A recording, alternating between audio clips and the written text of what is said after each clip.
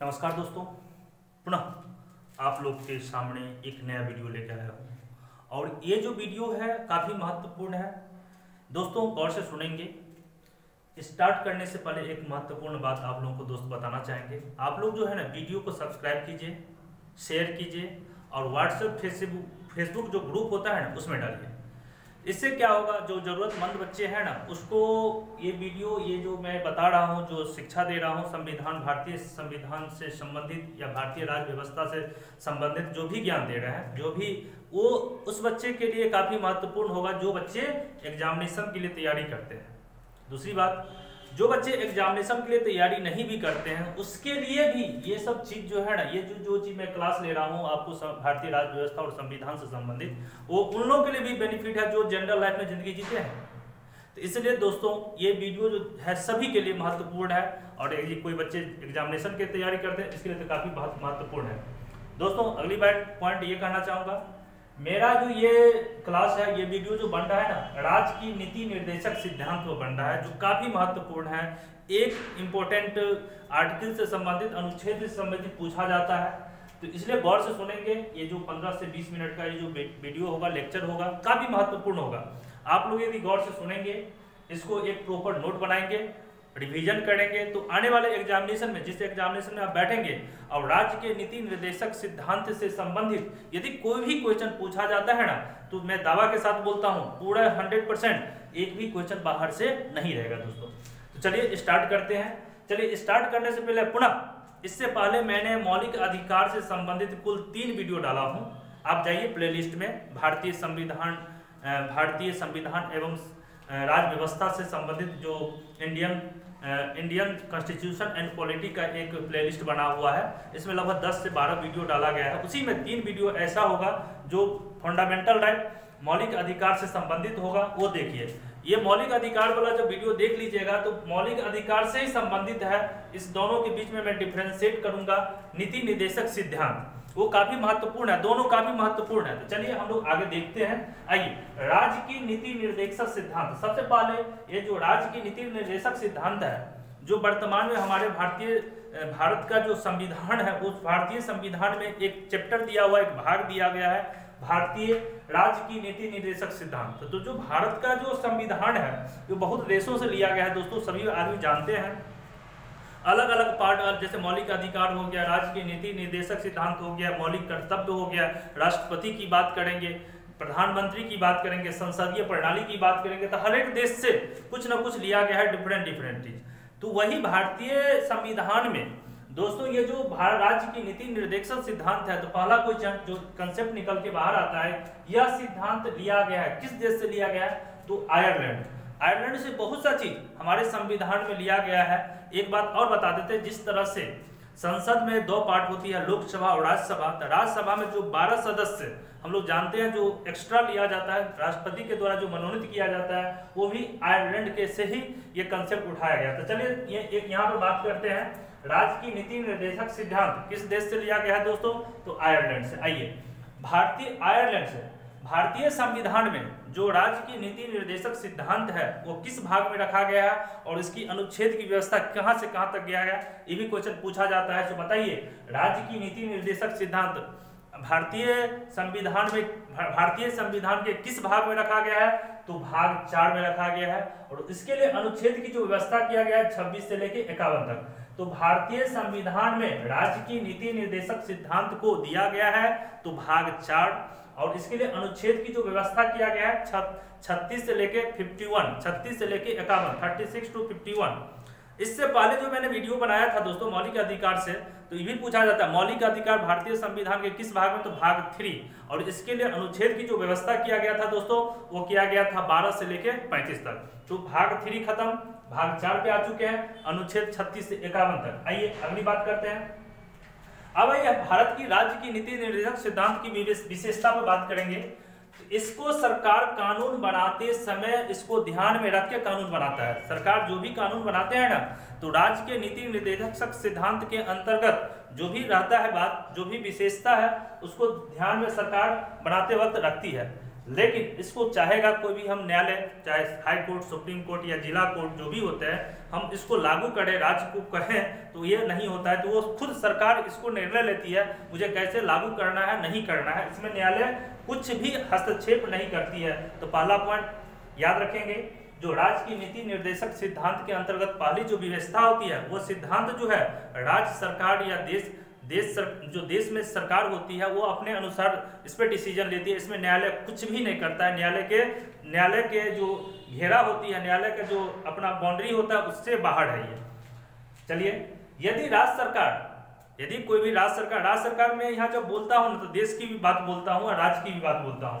तो यहाँ राज्य के नीति निर्देशक सिद्धांत से संबंधित कोई भी डिसीजन लेता है तो उसमें कोई भी विपक्ष या कोई भी व्यक्ति, चाहे देश के हो चाहे राज्य के हो, न्यायालय में नहीं जा सकता। यदि चला भी जाता है तो इसमें न्यायालय इसको कट आउट करता है, इसको खारिज कर देता है। तो इसके विरुद्ध न्यायालय में शरण नहीं लिया जा सकता। किसके तहत? तो राज्य का जो नीति निर्देशक सिद्धांत होता है दोस्तों, उसके तहत कोई भी न्यायालय इसमें हस्तक्षेप नहीं करता है। इसमें सरकार ही, राज्य की सरकार ही इसमें जो मन होता है वो करता है। दूसरी बात, तीसरी पॉइंट, यह कल्याणकारी राज्य की स्थापना करता है। इसमें जो भी पॉइंट बना हुआ है, जो भी अनुच्छेद दिया गया है दोस्तों, उसमें हमारे देश की जनता की, नागरिक की भलाई की बात होती है, कल्याणकारी की बात होती है, सामाजिक, आर्थिक, धार्मिक हर एक दृष्टिकोण से उत्थान की बात किया जाता है। इसलिए काफी महत्वपूर्ण होता है, यह कल्याणकारी राज्य की स्थापना करता है। तो मैंने 3 को टॉपिक दिया। यह सिद्धांत लिया गया आयरलैंड से कि भारतीय संविधान में राज्य की नीति निर्देशक सिद्धांत को दिया गया है भाग 4 और अनुच्छेद 36 से 51। इसके 3 विशेषता हो गया। अब आइए हम लोग चलते हैं राज्य की नीति निर्देशक सिद्धांत के अंतर्गत बहुत सा अनुच्छेद है, लगभग यहाँ पे अनुच्छेद 36 से लेके 51 तक। और इससे यहाँ पर मैंने लिख दिया एक बार रिवीजन होने के लिए, मौलिक अधिकार। इससे पहले जो मैंने बताया था वो भाग 3 में इस चीज को दिया गया है और इसकी अनुच्छेद जो है 12 से लेके 35 तक। तो आइए हमारे पास 36 से लेके 51 तक बहुत सा अनुच्छेद है दोस्तों।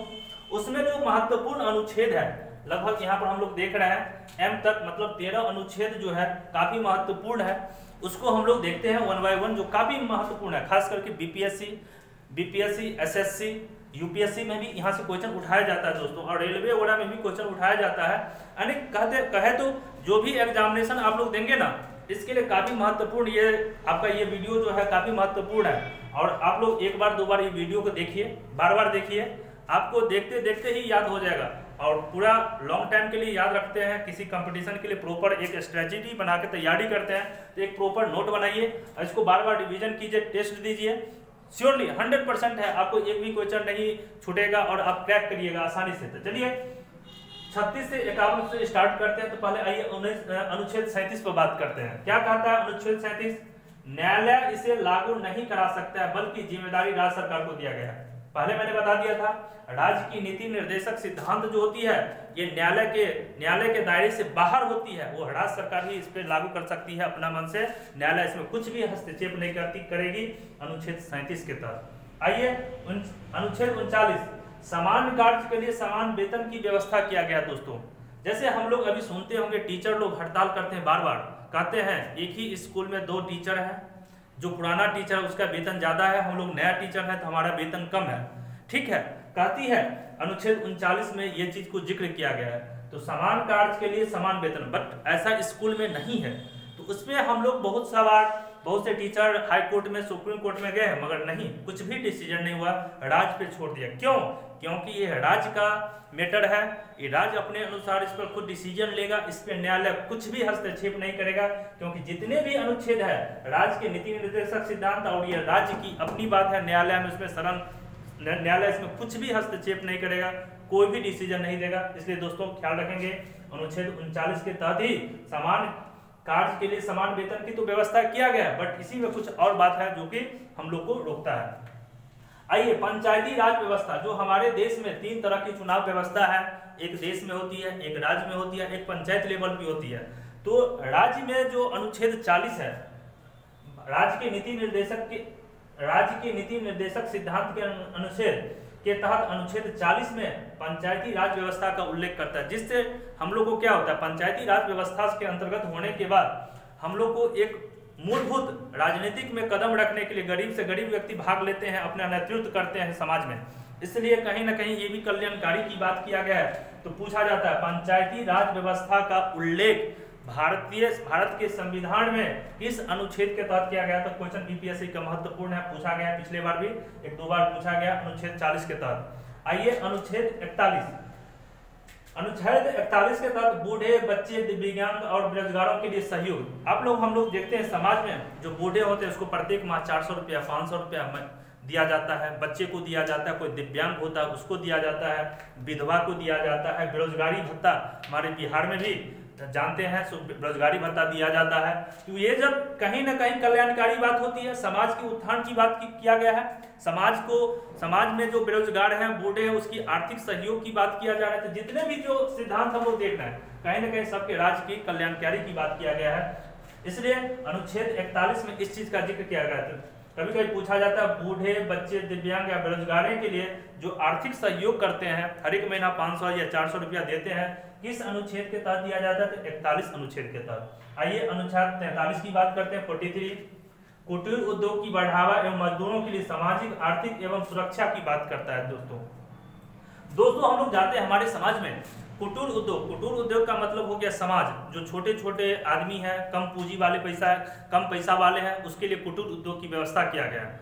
कुटीर उद्योग विकसित करने से क्या होगा? राज्य में कल्याणकारी होगा। बाहरी जो कंपनी है, विदेशी कंपनी जो है, ये आने के बाद कहीं ना कहीं जो सामाजिक छोटे छोटे व्यक्ति हैं, जो कम आय वाले व्यक्ति हैं, उस पर प्रभाव पड़ जाता है। तो कहीं ना कहीं कुटीर उद्योग को जब हम लोग उत्साहन करेंगे, प्रोत्साहन देंगे, तो कहीं ना कहीं हमारी कल्याण होगी, समाज की व्यक्ति की कल्याण होगी, आर्थिक मजबूती आएगी। याद रखेंगे अनुच्छेद 7 मजदूरों के लिए व्यवस्था। हम लोग जानते हैं मजदूर के लिए भी काफी सरकार के द्वारा योजना लागू किया गया है। सो हम लोग जानते हैं मजदूर है कोई व्यक्ति और उसके लिए सरकार खुद बीमा करवाती है। तो कहीं ना कहीं इनकी सुरक्षा की बात किया गया, सामाजिक के तौर पे उनको विशेष रूप से प्रोत्साहित किया जाता है, आर्थिक मदद दिया जाता है मजदूरों लोग के लिए। तो टोटल का टोटल अनुच्छेद 33 के तहत पूछा जाएगा कुटीर उद्योग की बढ़ावा एवं मजदूरों के लिए सामाजिक, आर्थिक एवं सुरक्षा की व्यवस्था किस अनुच्छेद में किया गया? था कहिएगा 43, अनुच्छेद 43। दोस्तों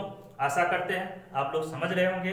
गौर से वीडियो को देखिए, प्रॉपर नोट बनाइए और वीडियो को सब्सक्राइब कीजिए, शेयर कीजिए, व्हाट्सएप फेसबुक ग्रुप में डालिए। इससे क्या होगा, बहुत बच्चे के पास जाएगा और जो जनरल व्यक्ति भी है ना, वो चीज को सुनेंगे, इस वीडियो को देखेंगे ना, तो उसको जनरल ज्ञान होगा, अपने चेतना को जगाएंगे, समझेंगे क्या हमारी भारतीय राज व्यवस्था और संविधान में इस चीज का जिक्र किया गया, अपने अधिकार के लिए ये लोग आगे बढ़ेंगे। चलिए अगला हम लोग पॉइंट की बात करते हैं, अनुच्छेद 44। दोस्तों अनुच्छेद 44 बहुत इंपॉर्टेंट है, उसको गौर से देखेंगे। समान नागरिक संहिता अर्थात सभी नागरिकों के लिए समान कानून की व्यवस्था। जैसे हमारे देश में अभी भी कहीं ना कहीं कुछ कमी है, जो कि 2 तरह की व्यवस्था किया गया है। जैसे इस्लाम धर्म में ऐसा कुछ कानून होती है जो इन्हीं लोग के लिए होता है। तो कहा गया है समान नागरिक संहिता का अर्थात होता है देश में जितने भी नागरिक है ना, उस हमारे देश में जितने भी कानून बना हो सबके लिए बराबर है, मगर कुछ इसमें कमी है। तो ये हमारा अनुच्छेद 44 के लिए कहता है समान नागरिक अर्थात सभी नागरिकों के लिए समान कानून। जैसे दूसरी बात किया जाए, देश में बहुत तरह की, एक अमीर व्यक्ति है, गरीब व्यक्ति है, तो ऐसा नहीं अमीर व्यक्ति के लिए कानून कुछ अलग होना चाहिए, नहीं, समान कानून नागरिक संहिता होनी चाहिए। तो अनुच्छेद 44 देखिए, ऐसे भी हम लोग याद रखेंगे, 4 समान है तो समान नागरिक संहिता अर्थात सभी नागरिकों के लिए समान कानून की व्यवस्था किस अनुच्छेद के तहत किया गया? तो अनुच्छेद 44। आइए अनुच्छेद 45। अनुच्छेद 45 में कहा गया हमारे समाज में, हमारे देश में, हमारे राज्य में जो 14 साल से कम उम्र के बच्चे हैं उसको निःशुल्क शिक्षा दिया जाएगा, कोई पैसा नहीं लिया जाएगा। तो इसलिए 14 साल से कम उम्र के बच्चों के लिए निःशुल्क शिक्षा की व्यवस्था हमारे भारतीय संविधान में बहुत ही अच्छे से किया गया है अनुच्छेद 45 के तहत। कहीं ना कहीं हम लोग निःशुल्क शिक्षा देंगे बच्चे लोग को, तो कहीं ना कहीं हमारे देश की कल्याण होगी, हमारे देश डेवलपमेंट करेगी, आगे बढ़ेगी, उच्च बढ़ेगी। इसलिए ये भी कहीं ना कहीं कल्याणकारी बात हो गया। और इससे पहले मैंने एक वीडियो बनाया था मौलिक अधिकार पे, तो उसमें कहे थे 14 साल के बच्चे को हम लोग किसी बाहरी काम में नहीं लगाएंगे। किस अनुच्छेद के तहत? तो अनुच्छेद 24 मैंने बतलाया था। तो अनुच्छेद 24 के तहत कोई भी 14 साल से कम उम्र की बच्चे हैं उसको हम लोग बाहरी कार्य में, किसी होटल में, किसी कंपनी में, किसी फैक्ट्री में नहीं लगा सकते, कानूनी गलत होगा। तो इसमें अनुच्छेद 45 में क्या कहा रहा है, 14 साल से कम उम्र के बच्चों के लिए निःशुल्क शिक्षा की व्यवस्था किया गया। दोस्तों आगे चलते हैं, अनुच्छेद 46 हम लोग जानते हैं, जैसे एससी अनुसूचित जाति, अनुसूचित जनजाति, एसटी और पिछड़ा वर्ग ओबीसी या ईबीसी अत्यंत पिछड़ा, इसके लिए सरकार के द्वारा शैक्षणिक में जैसे कॉलेज में सीट इसके लिए रिजर्व किया जाता है, आर्थिक रूप से इसको कम पैसा लिया जाता है एडमिशन टाइम में, ऊपर से उसको सहयोग किया जाता है। कहीं ना कहीं हमारे देश में, हमारे राज्य में पिछड़े हुए समाज को मुख्य धारा में लाने के लिए कहीं ना कहीं ये जो अनुच्छेद 46 है काफी महत्वपूर्ण है, जिसमें एससी, एसटी, ओबीसी के लिए शैक्षणिक एवं आर्थिक सहायता दिया जाता है। हम लोग जानते हैं हर एक, जिसमें एससी बच्चे हैं, एसटी बच्चे हैं, ओबीसी है, उसको छात्रवृत्ति दिया जाता है हर एक महीना कॉलेज में। क्यों? क्योंकि इससे आर्थिक सहयोग मिलने से मुख्य धारा में आएंगे, आगे बढ़ेंगे, तो अनुच्छेद 46 की बात किया है। क्योंकि कहीं ना कहीं कल्याण हो रही है, तो अनुच्छेद 46 के अंतर्गत क्या हो गया दोस्तों, एससी, एसटी, बीसी के लिए शैक्षणिक एवं आर्थिक सहायता। तो पूछा जाता है एससी, एसटी या ओबीसी को जो आरक्षण की व्यवस्था किया गया है शैक्षणिक रूप से या आर्थिक रूप से, वो किस अनुच्छेद के तहत है? अनुच्छेद 46 के अंतर्गत। दोस्तों आगे चलते हैं, अनुच्छेद 47 मादक पदार्थों का उत्पादन एवं बिक्री पर रोक। जैसे मादक पदार्थ का मतलब शराब हुआ, जो नशीले पदार्थ होता है, कहीं ना कहीं समाज के लिए एक अभिशाप है, श्राप है, साप है, तो उसको रोकना भी एक समाज की कल्याणकारी की बात होगा। तो दोस्तों उसको भी मादक पदार्थों को उत्पादन एवं बिक्री पर रोक जो लगाया जाता है अनुच्छेद 47 के अंतर्गत। अनुच्छेद 47 में कहती है किसी भी राज्य में हम लोग मादक पदार्थों को बिक्री और उत्पादन पर रोक सकते हैं। तो वर्तमान में जो अभी बिहार में, खास करके बिहार हो गया, 2-4 राज्य और हैं जैसे गुजरात हो गया, उसमें हम लोग शराब वहाँ न उत्पादन कर सकते हैं न बेच सकते हैं। अलग बात है चोरी छिपी वहाँ पर सेल होती है, उत्पादन भी होती है, बट कहीं ना कहीं जो खुला होना चाहिए वो खुला रूप से नहीं होता है दोस्तों। तो अनुच्छेद 47 में कहता है तो आप मादक पदार्थ को क्या कर सकते हैं, उत्पादन एवं बिक्री पर रोक सकता है। ये होने से क्या होगा, समाज में कल्याण होगी। जो बहुत सी गरीब आदमी है, गरीब आदमी अपने कुछ ही जो 100 रुपया, 200, 500 रुपया कमाते हैं, उसमें मैक्सिमम पैसा का शराब पी लेते थे। उससे क्या होता था, घर का जो और सब सदस्य होता था वो आगे नहीं बढ़ पाता था, नहीं पढ़ पाता था। तो उसको रोकने से ये टोटल का टोटल पैसा बचेगा और कल्याण होगी, घर और परिवार आगे बढ़ेगा दोस्तों। इसलिए कहीं ना कहीं कल्याण की बात किया गया था अनुच्छेद 47 में। इससे पूछा जाएगा मादक या एक बार पूछा गया है बिहार में शराब बंदी जो हुआ था किस अनुच्छेद के तहत हुआ था, तो अनुच्छेद 47। आइए अनुच्छेद 48 की बात करते हैं हम लोग। जैसे दुधारू पशु, खासकर की गाय की बात किया गया कि हत्या पर प्रतिबंध लगा दिया। दुधारू पशु या गाय की हत्या पर प्रतिबंध किस अनुच्छेद के तहत, तो अनुच्छेद 48 के तहत। अनुच्छेद 49 क्या कहता है, राष्ट्रीय धरोहर को संरक्षित करना, बचाना, सहयोग करना, राष्ट्रीय धरोहर को सुरक्षित करने का प्रावधान किया गया। जैसे हम लोग के देश में जैसे लाल किला हो गया, कुतुब मीनार हो गया, ये धरोहर हो गया, और सब बहुत सा धरोहर है, उसको बचाना, सुरक्षण करना, संरक्षण करना, अनुच्छेद 49 की बात किया गया। अनुच्छेद 50 न्यायपालिका एवं कार्यपालिका को पृथक करना। हम लोग इसमें सोचेंगे सर ये कैसे हो गया, कल्याणकारी बात कैसे होगा, तो क्या होता है, न्यायपालिका और कार्यपालिका एक को अलग कर दिया गया इस बात से, क्योंकि कार्यपालिका का मतलब सरकार होती है। सरकार यदि मान के चलिए राज्य की नीति निर्देशक सिद्धांत की बातों को लागू करता है, तो इसमें न्यायपालिका हस्तक्षेप करने की कोशिश करता है। तो उसको क्या किया, इस नीति निर्देशक सिद्धांत के लिए न्यायपालिका को कार्यपालिका से अलग कर दिया, क्योंकि स्वतंत्र रूप से कार्यपालिका अपना काम करे, हमारे जो राज्य का जो कल्याणकारी की बात आती है उसमें बाधा नहीं पहुंचे। इसलिए आइए अनुच्छेद 51 के अंतर्गत अंतर्राष्ट्रीय शांति एवं सुरक्षा की व्यवस्था करना, कहीं ना कहीं लोक कल्याणकारी की बात किया गया है दोस्तों। तो विश्व में हम लोग शांति, जैसे हम लोग जानते हैं यूनाइटेड नेशन में एक शांति दूत होता है, जिसमें पूरे विश्व में सबसे ज्यादा जो हमारा सैनिक है ना, भारतीय सैनिक जाते हैं दोस्तों, याद रखिएगा। तो कहीं ना कहीं हमारे विश्व शांति में हमारा सहयोग हो रही है, काफी महत्वपूर्ण है। इसलिए काफी यूएनएससी में, यूनाइटेड नेशन ऑर्गेनाइजेशन में भारत की काफी डिमांड होती है, क्योंकि वहाँ पे शांति जो सैनिक होते हैं उसमें काफी सहयोग करते हैं भारत अपनी तरफ से। तो अनुच्छेद 51 में इस चीज का जिक्र किया है, अंतर्राष्ट्रीय शांति एवं सुरक्षा को व्यवस्था भी करना हमारे कहीं ना कहीं कल्याणकारी की बात होता है। तो जितने भी मैंने यहाँ से लेके यहाँ तक बात किया, उसमें राज्य खुद निर्णय ले सकता है, इसमें न्यायपालिका कहीं बीच में नहीं आएगा, स्वतंत्र है, सरकार अपना काम करे, कार्यपालिका अपना काम करे, न्यायपालिका बीच में नहीं आएगा। क्योंकि मैंने शुरू में ही बता दिया था राज्य का नीति निर्देशक सिद्धांत राज्य अपने अनुसार इस पर कानून बना सकती है। न्यायपालिका इसमें कुछ भी हस्तक्षेप नहीं करता है। कोई भी व्यक्ति इसके विरुद्ध यदि न्यायालय में जाता भी है तो उसको निरस्त कर सकता है, खारिज कर सकता है। अब आइए आप देखिए अगला मैंने 5वां पॉइंट है मौलिक अधिकार और नीति निर्देशक सिद्धांत में कुछ हम लोग अंतर देख लेते हैं। क्या है देखिए, ये परिवर्तनीय है। मौलिक अधिकार क्या है, परिवर्तनीय है। इसमें हम लोग उल्टा सीधा कर सकते हैं, जोड़ घटा सकते हैं, मगर जितना भी नीति निर्देशक सिद्धांत है वो परिवर्तनीय नहीं है।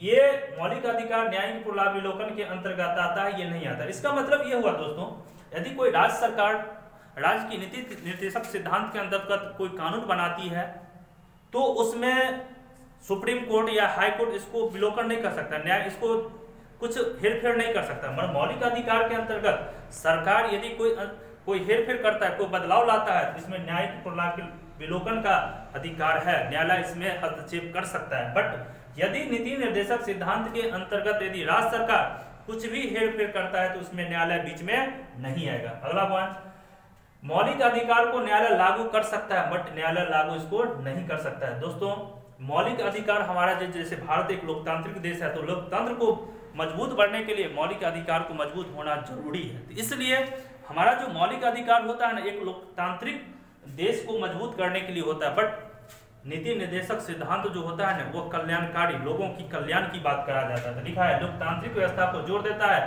बट नीति निर्देशक सिद्धांत यह सामाजिक आर्थिक कल्याणकारी राज्य की स्थापना पे जोर देते हैं। तो दोस्तों आशा करते हैं आप लोग वीडियो देख रहे होंगे, काफी समझ में आ रहा है। मैं कोशिश करता हूँ जितने मेरे पास है मैं आप लोग को पूरे एनर्जी के साथ समझाने की कोशिश करता हूँ। आप लोग बार बार देखिए वीडियो को, आप लोग सीखिए, आप लोग एक प्रॉपर नोट बनाइए। आशा करते हैं जो भी एग्जामिनेशन में बैठेंगे मैं दावा के साथ करता हूँ, पुनः करता हूँ, एक भी क्वेश्चन बाहर से नहीं आएगा। अब चलिए मौलिक अधिकार की बात करते हैं। तो देखिए दोस्तों, मौलिक अधिकार को हम लोग निलंबित किया जा सकता है। जैसे मान लीजिए आपातकाल आया तो अनुच्छेद 20 और 21 पूछा जाता है आपातकाल में किस अनुच्छेद को छोड़ के सभी निलंबित किया जाता है। तो अनुच्छेद 20 और 21 को हर परिस्थिति में, जैसा चाहे हमारे देश को कैसा भी स्थिति आ जाए, अनुच्छेद 20 और 21 को हम लोग निलंबित नहीं किया जा सकता, न सैनिक के न तो सरकार के द्वारा, न तो न्यायालय के द्वारा। अनुच्छेद 20 और 21 को कभी भी निलंबित नहीं किया जा सकता। इसके बाद जितने भी मैंने बताया था 12 से लेके 35 तक सभी को निलंबित किया जा सकता है, बट 12, 20 और 21 को छोड़ के।